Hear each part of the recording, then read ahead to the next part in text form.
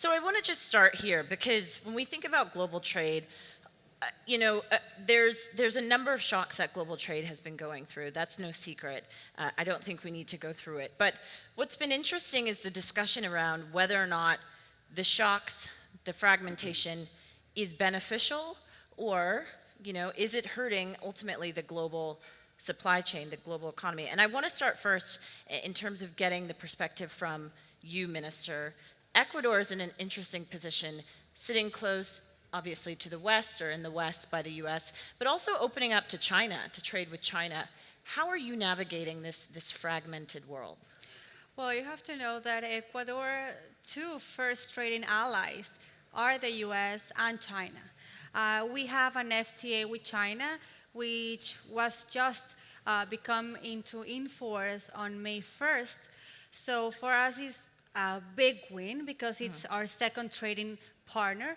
And I think the relationship, when you see the balance between Ecuador and China in terms of trading, we've seen how Ecuador was able to take the opportunities of how the population of China has shifted the way they consume products. They are more focused on well-being and in quality of products. So Ecuador, being a country that produces the highest quality products in the region, we are able to grasp that market right now. And I think that Ecuador, our marketing strategy right now is trying to understand how other countries are positioned in terms of well-being, in terms of how they want to pursue for their citizens the well-being, the medicine, how their trading ideas and objectives are for the country. So right now, the US, it's our first trading partner,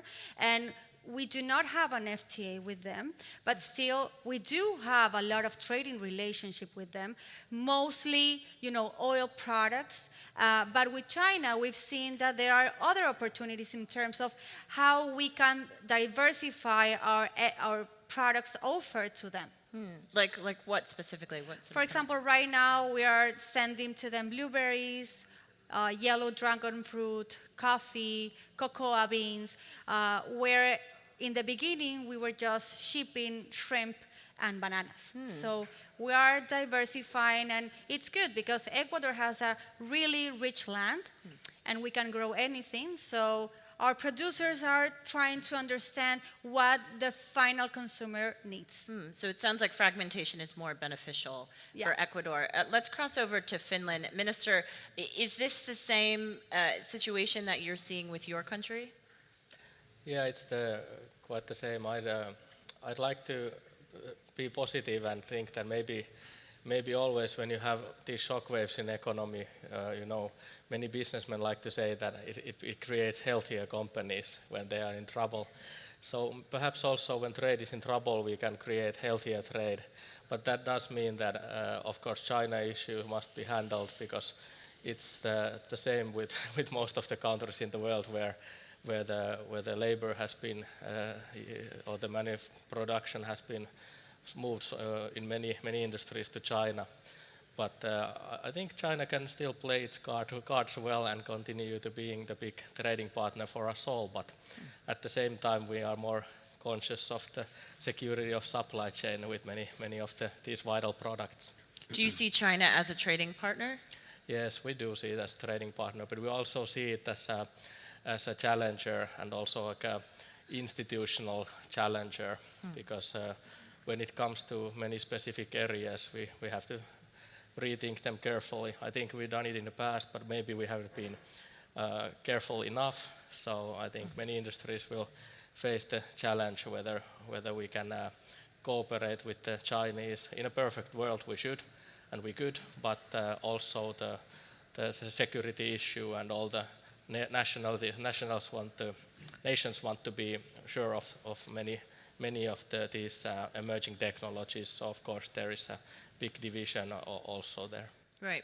Richard, I see you nodding over there. I mean, from the private sector perspective, especially because FedEx is so large, so international, has the fragmentation been beneficial for the business?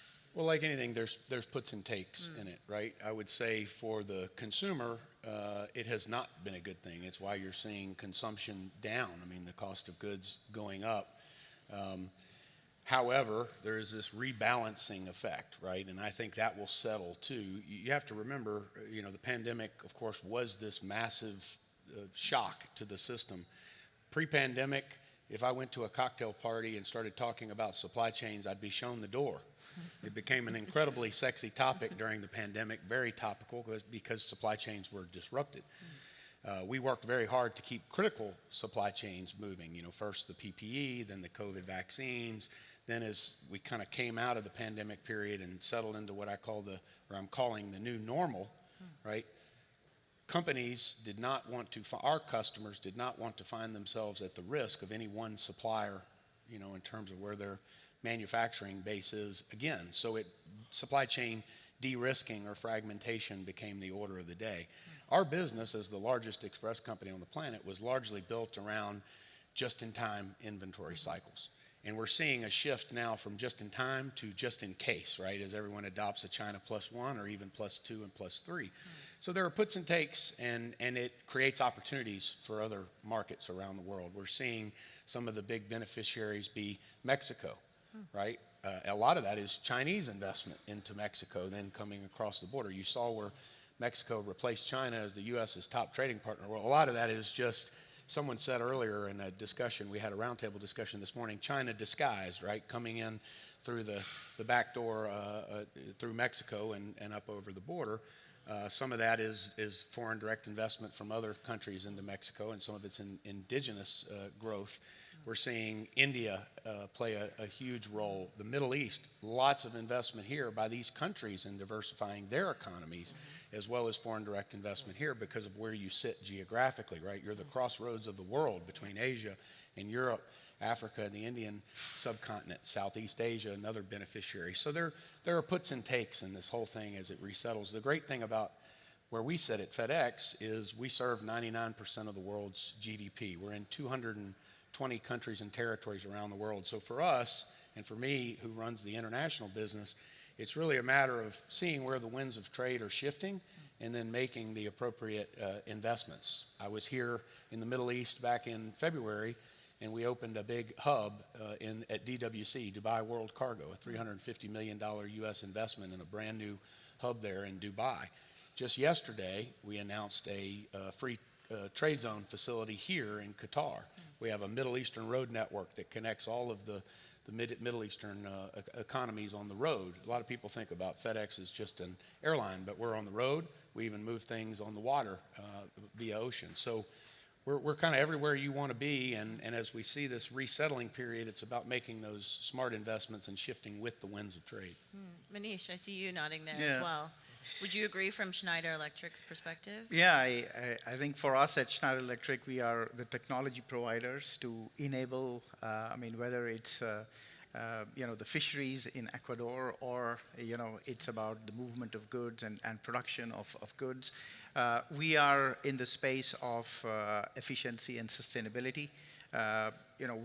Today, if you look at supply chain, so there are two elements. Being a French listed company, we say we drink our own champagne. So we have technology that we want to use ourselves, but at the same time, we bring for our customers. We're in the party mode here. Talk about food, I think what we are seeing is post-COVID that the supply chain, as Richard mentioned, really got a big focus, and we want our supply chain to be much more resilient, more agile, more cybersecure, more autonomous, as well as sustainable. If I look at two elements of it, one is on resiliency. The power of two, I think what Richard, you alluded to, that's the way we call it, is something that we are doing more. We want to have two sources of supply, probably in two different regions that are able to bring the resilience. The other element is also about regional supply chains, and maybe later on we'll talk about that. Then the other part is the efficiency of the supply chain. And this is where I would say that the fourth industrial revolution is playing a big role. Digital is being embraced. I think this is what we saw during COVID, that we all adopted digital in a very big way, and that started to move in the space of industrial operations more and more, further improving the efficiency benefits that come out of it. The other side of that is sustainability. And I would say that today, what we are seeing is that sustainability is, yes, about saving the planet, but it's also about efficiency. There's a huge economic value that we are seeing as we adopt more and more sustainable technologies. I will talk about it a little bit on the side of demand management. You know, we are sitting here in the region. Clearly, energy transition is ongoing. A lot of it on the supply side. But if you look at the demand side, I think some of that was addressed this morning in the panel. That's where there are two facets to it, which is what we say is almost 50% of the solution that is available today that could be taken by companies. We have electrification on one side, which is the most efficient form of, I would say, bringing efficiency. If you look at our processes, if you move from oil furnace or gas furnace to using heat pumps, or to use like we use electric vehicles, they are more efficient. The second element is around, again, going back to the adoption of digitization, is the amount of energy efficiency that you bring in when you are using different technologies that are available today, like Schneider Electric has an EcoStruxure platform. I would here bring an example of what we have been able to do in India with our factory that makes circuit breakers, is using those technologies, digital technologies, cloud-based management, connected offers. We see over the last 4 years that this facility has got 60% saving in energy, water, waste optimization, as well as, of course, carbon as a consequence. And therefore, this factory has been now labeled as, we got the award as a Sustainable Lighthouse Factory by the World Economic Forum. So I think this is the other side. As technology providers, we are optimists, and there are other benefits that are accruing. And with what we are seeing in the new world, this is what the adoption of this needs an acceleration. But with this also comes the risks, right? And if we think about undersea cables or security risks, you're talking about digital. There is also an increased amount of hacks, and we have undersea cables in the African region that are malfunctioning. So how do you navigate those risks? I mean, from the public and the private sector perspective. Maybe Minister Tavio, you could start with us. Well, they are a vulnerability for sure. We had bad experiences in general, but I think the approach is that we need to keep building more connections. So that what we are looking at, we have also Finnish companies that can actually produce the sea data cables, for example. So when we speak about the security of supply, well, handling data will be a big case in the future as well. Happens in the air and under the sea, and all the connections. Those are somewhat vulnerabilities for every nation, and I'd be happy if it's up to politicians or up to hostile nations, obviously, to kind of maintain some sense in that, and not to start these kind of operations that would damage the connections. Because and in the end, I mean, everyone would be harmed equally. So I don't think there's lots to win in this, but we know wars are senseless anyhow. But that's one aspect I think is in the security policy discussion. How are you handling that then within the ministry? I mean, how focused is the ministry on combating that, especially not hurting trade itself with Finland? Well, Finland has we are working with NATO cybersecurity, and we have some specialization in the cybersecurity in general.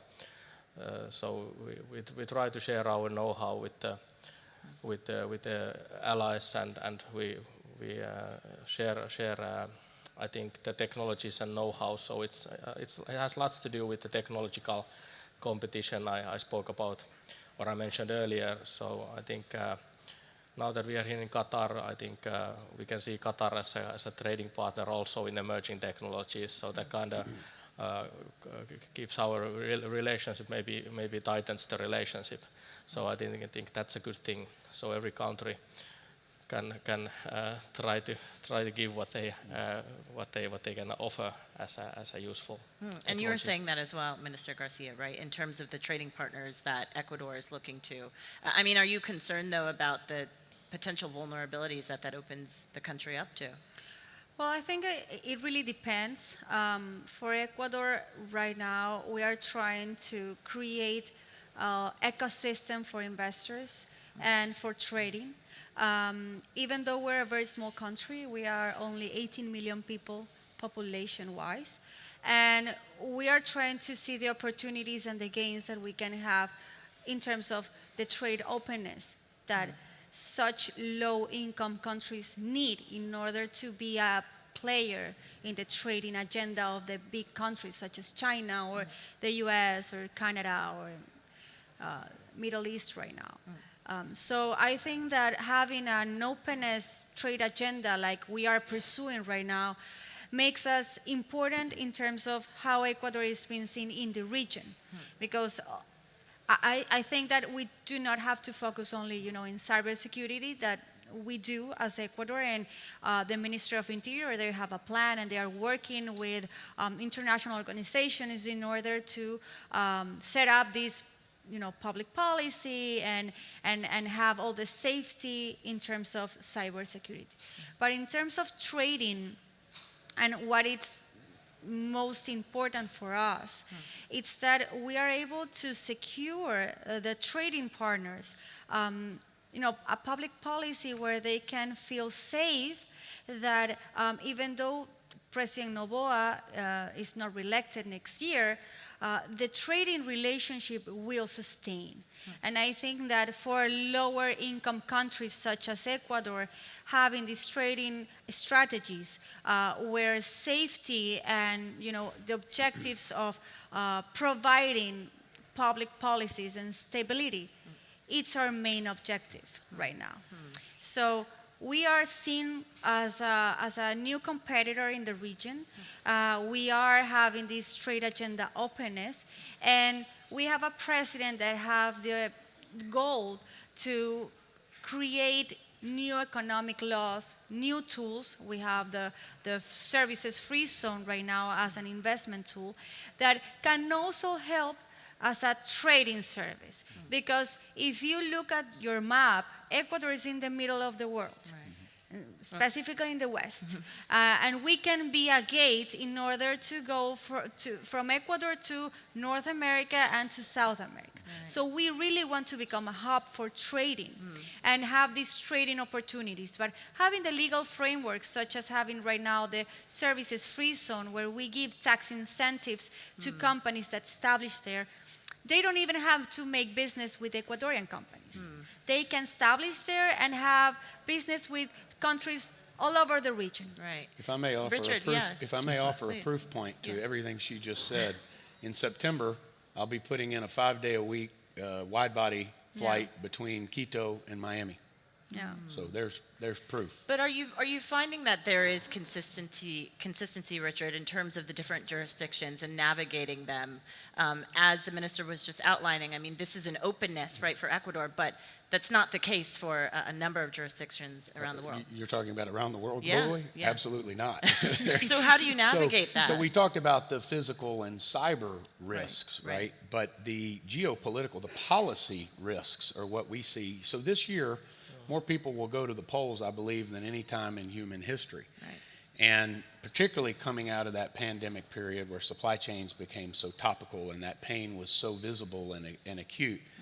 This is, in addition to companies wanting to de-risk their supply chains, there's also the weaponization or politicization of trade. Right. Unfortunately, the problem with populism is that it's popular, right? And the lessons of history are often lost on those who don't study them.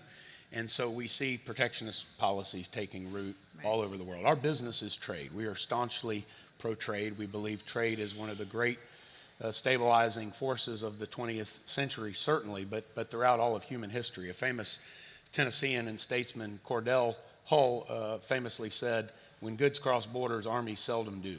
And we found that to be very, very true. But unfortunately, trade and liberal trade policies are under assault all over the planet, and particularly in a highly politicized election year all around the world. So that is something we have to pay a lot of attention to and figure out how to navigate, and more importantly, help our customers to navigate. How are you navigating it, though, at this point? Well, as I said, we're making the smart investments in the markets where our customers choose to be. As they de-risk their supply chains, as they look at markets like Ecuador and say, hey, they're doing the right things. I feel there's good stability there. There's good rule of law. Their markets are opening up. We see growth in e-commerce and perishable exports to the world. We want to help connect Ecuador and the companies that want to invest in Ecuador to the rest of the world. So we put in that flight like I'm talking about, and the ground infrastructure to support it. In this part of the world, as I mentioned, we opened a new hub in Dubai. We're making significant investments in India, as we see a lot of investment there, particularly from some of our customers that are looking at India as a big China plus one partner. So it's making the right investments to be where our customers want to be and where we see those, what I call green shoots opportunities. I wonder, Manish, potentially what you see as the biggest risk. We talk about the Red Sea crisis and, of course, the increase in piracy and paid-for piracy. I mean, do you think that is the biggest risk to global trade at this point in time, halfway through 2024? Or is it also what Richard was saying, the polls and populism and the increase in that? Well, again, as technology providers and someone who, as a company that innovates, like to look at the things on a positive side. There are, on one side, we have the current challenges. I think, we were in the panel before about air transportation that you were moderating. We saw that, the economic activity continues. And at the same time, if you look at the trends of digitization, artificial intelligence, energy transition, climate change, the evolution of wealth that we are seeing in large part of the emerging world, and together with the new global equilibrium, which is of course causing certain issues that we have to deal with. But all of that is creating a lot of opportunity. I think and as a consequence of that, we see a lot of economic growth. The move towards sustainability continues. So that is driving a lot of digitization, electrification. We are at the center of it as Schneider Electric. So we see the benefits of that. Now, if I come closer to home in terms of trade and what we are doing, I would say that from a supply chain perspective, two things kind of stand out in continuation with the power of two that I talked before, is regional supply chains. So, how we are able to match our revenues with the costs. I think that's something which is what we are working towards. And that's one part of the element. The other part is how we are able to work on more deeper strategic partnerships with our suppliers. And here, this is what we learned from COVID, again, that by having more longer-term agreements, we are going to have the resilience and the security of a supply chain that we need. We would be able to have a win-win between the suppliers and us. And here, we see our responsibility in order to also contribute to the development of our suppliers. So I give you an example. At Schneider Electric, we have launched what we call as a zero carbon project. In this project, we chose the top 1,000 suppliers that have about 70% of our carbon footprint. If we have to work on our scope 3, our scope 3 is a scope 2 of our suppliers. So we work on this project, and we took this very ambitious challenge of how we are able to bring all those 1,000 of them to 50% of their carbon footprint by 2025. And this is where we come in, we collaborate, we partner, we bring our technologies to them. And it's something that we measure. We have been, at the end of Q1, we are at about 28% of that achievement, getting to 50%. So here, I think the partnership, the contribution, considering yourself as a part of the larger ecosystem and bringing value to it all using the technologies that we have, I think it's how we see that we are able to overcome some of those risks and look at the positive side of how we are able to continue the trade. What gets in the way of that, though? Well, I would say that there are certain regulations that are coming up that we will have to conform. Okay, we will have to respect. We operate in countries. We have to respond to the needs of the consumers. I think that some of them are making implementation of this a bit challenging. Some countries? And I would Data say localization. the volatility of some of those changes is what is coming in the way. I wonder, ministers, how do you navigate that, especially when we think about different administrations coming in? I mean, how do you ensure that there is continuity in terms of regulation, and so that it doesn't hurt ultimately your economies? I mean, Minister, can you jump in here? Well, maybe I would summarize the situation from how I see it, that when we speak about protectionism, that's always one thing that I think has been discussed always. So maybe it just arises again, and maybe Trump era was or the Trump presidency was a time to fuel up this discussion.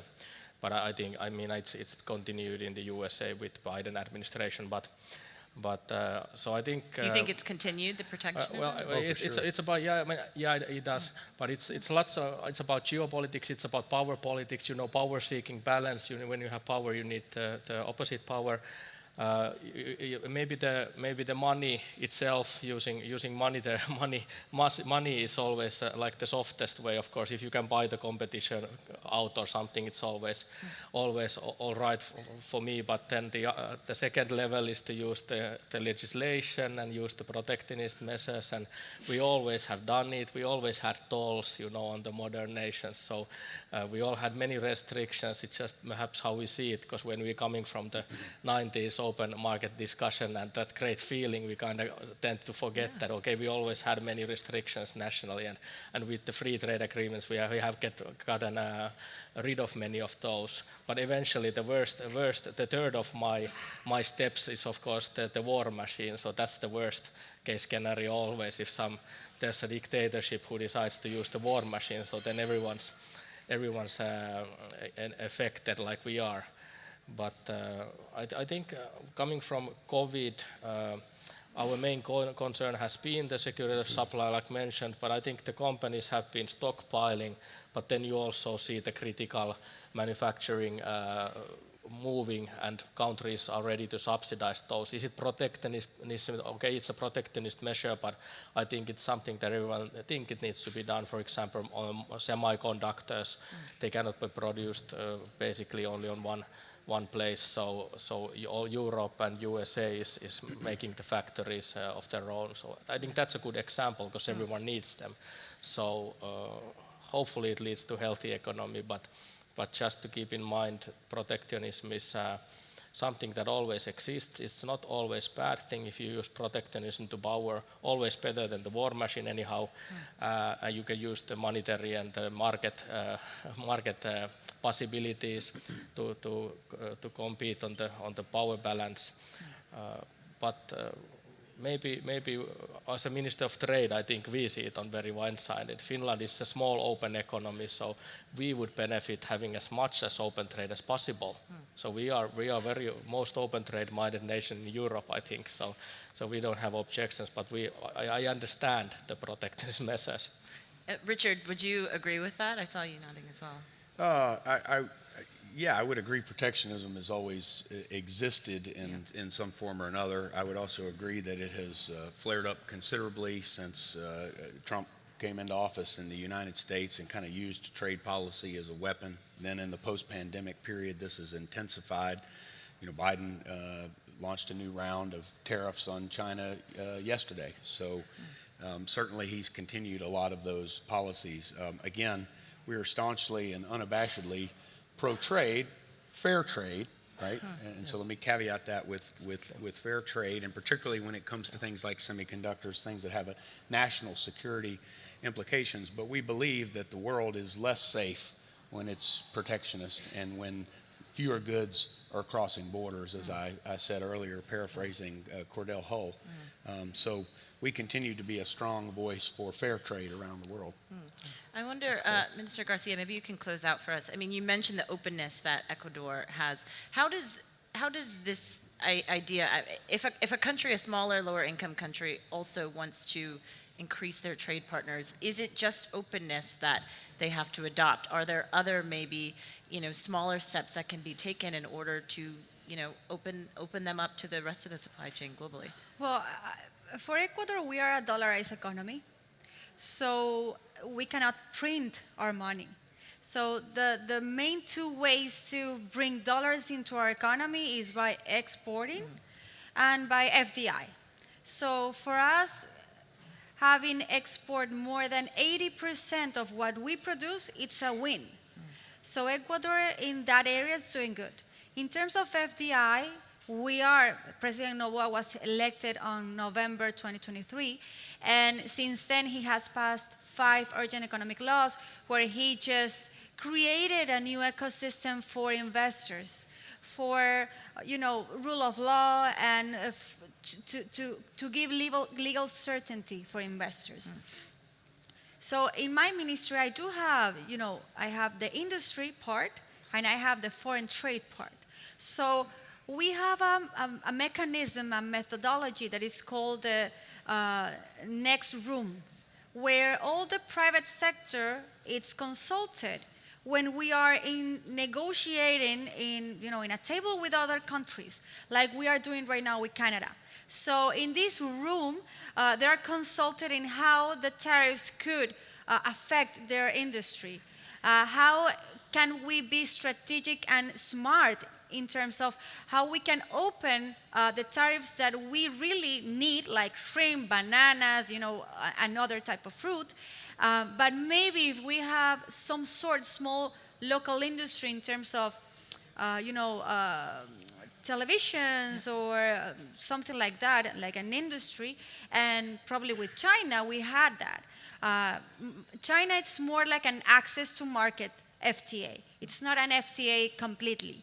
So we were very careful in understanding the needs of our local industry, but also understanding the needs of our exporters, because we need the dollars to come into the economy. So I think it's a balance, but you have to have all the actors in the same table, and you have to talk with them, you have to understand their needs. And in the FTA with China, we had 828 industries excluded from the FTA. So all our textiles that were, probably very scared on how they could compete with the Chinese market coming into Ecuador, we were able to exclude that industry. So all the Chinese textiles that come into Ecuador are not paying the same tariff as the rest of the world. But we were able to manage that all the, all of the raw materials that they need to produce the machinery were more beneficial for the local industry. So that's how we try to balance our trade negotiations. Because we're a small country, but we need to understand what's the potential of Ecuador in the region as well.